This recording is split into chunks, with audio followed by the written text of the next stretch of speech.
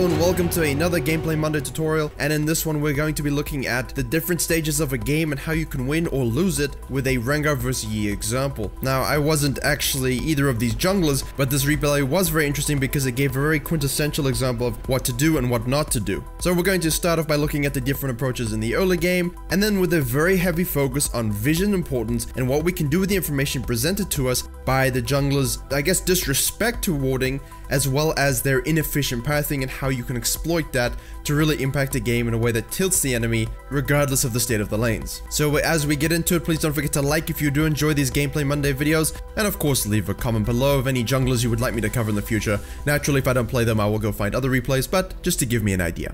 So we move straight into the first clear. You'll notice they clear the first buffs around the same time, and the Master Yi goes from his blue to his Gromp, moving down to the Scuttle Crab, whereas Rengar has done his red, 3 Raptors, and is going to move to the top side of the jungle. Of course, that's quite normal for Rengars to do because they want to get that level 3 as soon as possible, and it's quite common for Yis to power farm. However, we're going to look at how that impacts their very first level 3 ganks. And you'll notice immediately that the Master Yi has cleared his entire bot side and moves up to the Raptors, and by this stage the Rengar has already done his wolves, done his blue, done his Scuttle Crab, and already moved up to the top tri-bush looking for an early gank on the Talon. So even though Talon escapes with that absolutely ridiculous ability, he has exerted pressure on the top lane, chunked him, and forced him to go back to base. This has also forced the Master Yi to ward his red bush just in case the Rengar decides to roam down, and from his perspective he has no idea if that's going to be the case or not. But as we can see from Rengar's perspective, he's simply moving down to his Gromp, and after that he's going to move back to the top side because Talon would have TP'd back in. And even though the Yorick got chunked and has to retreat back down his lane, Rengar's right there to capitalize and grab that first blood.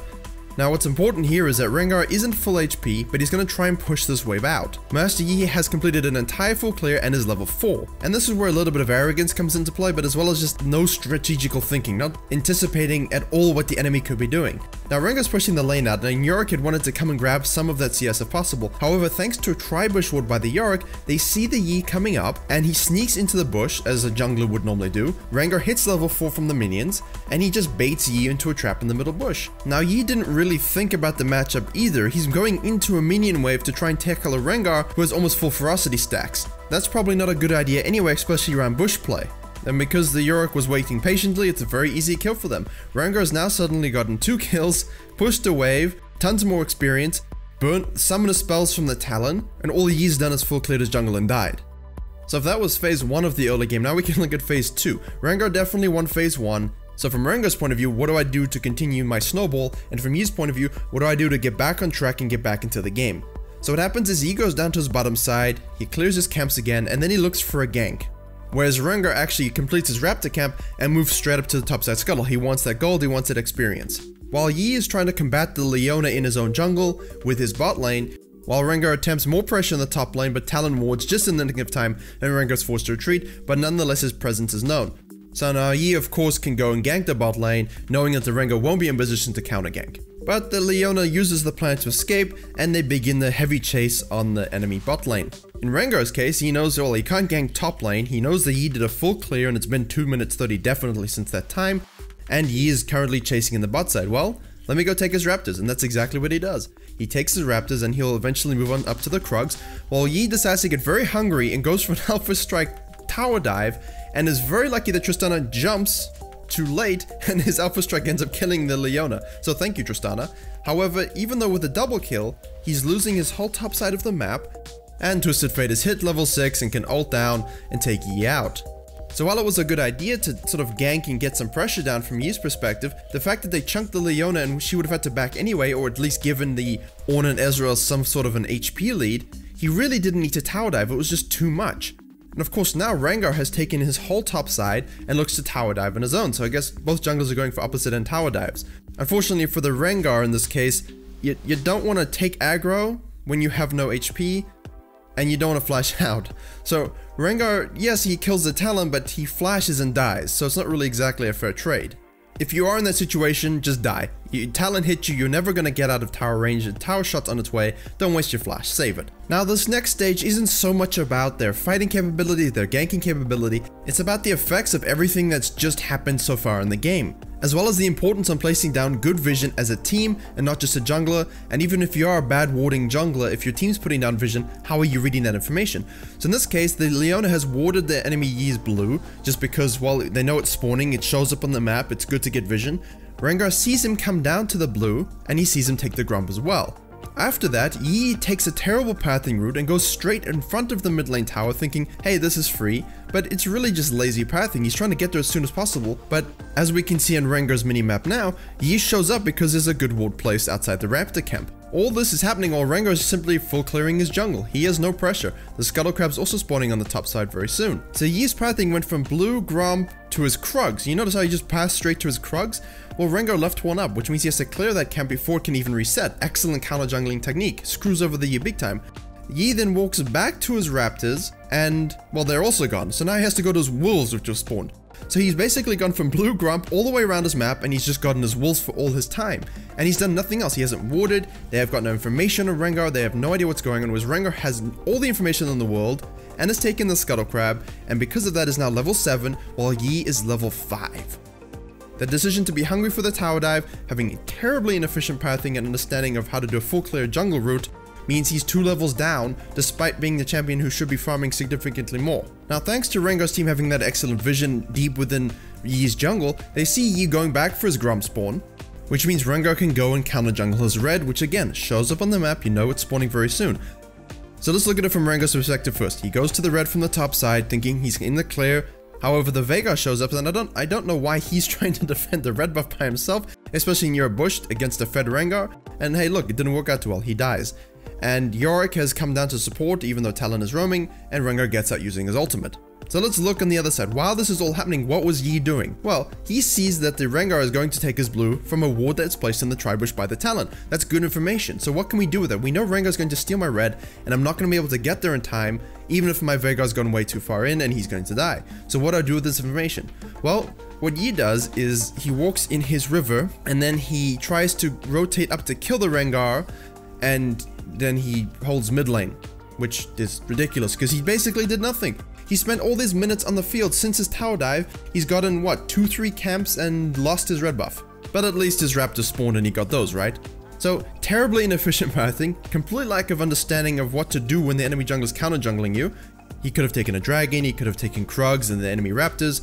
No, instead he just walks up to the mid lane, takes a few CS and goes back into his own jungle, retreating. Still no pink wards, no green wards, not being proactive whatsoever in his vision. And it is extremely bad, while Rengar is reacting to every piece of information he has and completely out-jungling the Yi at this point. Now it's good to learn from our mistakes, but it's even better if we can learn from them in real time. Okay, I tower dove bot, I didn't ward, I lost all my topside camps, perhaps I want to get some pink wards down to see if Rengar's counter-jungling me and perhaps get a better read on where he is. But the Yi doesn't do that, and a carbon copy of everything that just happened happens again. Deep vision by the blue team. They see Yi go from his wolves to his Grump. That means Rengar can take the Scuttle after trying to gank top, and he can counter jungle his raptors. And what Yi does is he wastes so much time trying to gank but not really pulling the trigger. His team isn't really in a geared position, he's obviously not communicating, they're waiting for engage tools but they have no vision on anyone else. It's very difficult to gank from the side when the lanes are being pushed in, you lack CC as a jungler, and you have no idea where the Rengar is. And because he's hovering around mid and then he goes back into his own jungle, the Leona can read this very easily. She pushes him out, CCs him, and the Rengar comes from the top side of the map straight down to the dragon. They know where Rengar is at this point because he tried to gank top lane, and the fact that Yi just got pushed off by the Leona means they know where he is as well. So Rengar can come on down, Leona comes in and they take a dragon while Yi has gone back. Again, wildly inefficient, no vision control, no information given, Rengar reading it perfectly, taking his own farm. Even if TF is stealing his raptors every time, he's getting the Yi's raptors. And now they've secured yet another objective, while his lanes are also winning thanks to his pressure and the fact that Yi can't even leave his own jungle because of his inefficiency. And now we're going to skip ahead very briefly, and you'll see that Rengar is taking his red buff. Again, they see Yi coming down, and now this is where the game really gets broken open, and the red team will really struggle to get back into it. It's because they see Yi coming down that Rengar can simply collapse on him. He's got a 2-level lead at this point, it's an easy counter gank burst, And then even though Rengar goes a bit ham, flashing into, you know, tower dive and kill the Ezreal, the Twisted Fate has also roamed down and is able to secure the situation for his team. Ultimately, this lack of respect from the Yi in terms of how he wards and understands, the same things happen over and over again and he's not learning from it. He doesn't seem to realize that they have vision on him and they're just collapsing on him everywhere he goes, whereas he has no information whatsoever just because I don't even think he's using his trinket ward at this point. So let's see what happens when the Master Yi decides, hey, let me try and actually get a gank off here and be a bit proactive. Well, his idea is correct, his execution is slightly off. He goes through the Tribush and comes around the top even though the minion wave is hard crashing into the tower and the Talon's way behind the Yorick because of Rengar's heavy presence in that lane. And what he doesn't seem to realize is that there is a nice blue trinket sitting comfortably in the Tribush, which means Yorick has seen him come in, so he fully commits before Yi is able to reach him, and because Rengar is in the area, he's able to ult and counter gank that and take him out. So it's a good idea, but bad execution. You're Yi, you have ult, you have Alpha Strike, you can just run straight into his face, and perhaps avoid the situation where he's able to make a play and give Rengar time to come up to gank him.